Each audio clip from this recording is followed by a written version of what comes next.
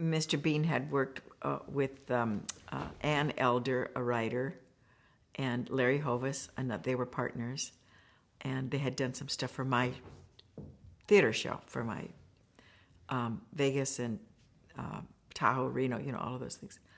And they said, well, sure, we can do a show for Mitzi. And they got, George Hamilton. I liked George Hamilton. I loved him. And we got Peter Gennaro to do the choreography. And it just, like Topsy, it just grew. And Bob Mackey did my clothes. And it was home. It was home for me. I just knew that that's... It felt right. Just right. Just everything was right. That's the nicest thing about being married to Jack Bean.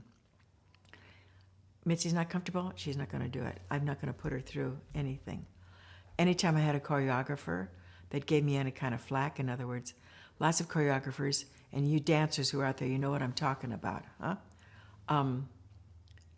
She's going to do this step if it takes me all day. I don't have all day. You know, I can't worry my whole show about one step, because it's not about you, it's about me. I think the cutest idea was they had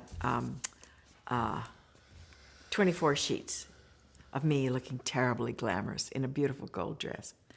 And I do the kid. I think we've talked maybe about, no, we will talk about that, I suppose. Yes. And I come, and the audience hasn't seen the kid really, so they don't know what it is. And I look at her, and I kind of giggle, and I take a big black thing, and I draw funny eyes on it, and buck teeth, and then I go to the next one, and finally, the last one, and I just giggle.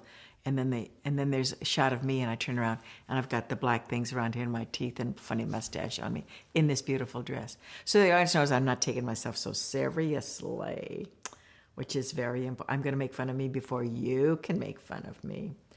And so I come out and I say something about, I'm glad you're here. And so I'm going to say it's my special because I really want you to think this is very important. I don't want you to say, hey, you want to watch the Mitzi Gaynor show or what? Which they do in New Jersey. Then I just kind of talk to the audience, and I take out a small television set, and I say, this is our lives now, and then I do sketches like, and we had Phil Harris as our announcer for this beat up car company way out in the valley or something with the dog. And it was, Jack went to pick up Phil for this particular day. It was raining like a son of a gun, but the sun came out. And he was staying at out in the valley in a hotel. And Sportsman's Lodge, as a matter of fact. And so it was very early in the morning, and Phil was known to tipple a bit. So he came out, and he's looking like, the sun was rather bright, let's put it this way. So he gets in the car, and Jack said, how are you, Phil? He said, don't talk yet, kid. So my husband was a producer, right?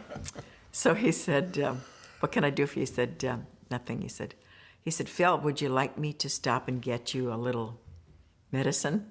And he said, no, kid, I got to work. Thank you very much. And he did it in a half a day, everything he had to do in a half a day. Brilliant, huh? Yeah. Blue.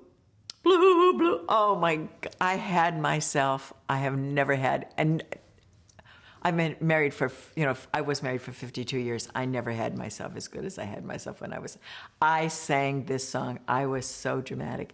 I think it was so awful and embarrassing and terrible. So bad that Marlene Dietrich, who was a very good friend of mine, called me. She said, darling, I loved it.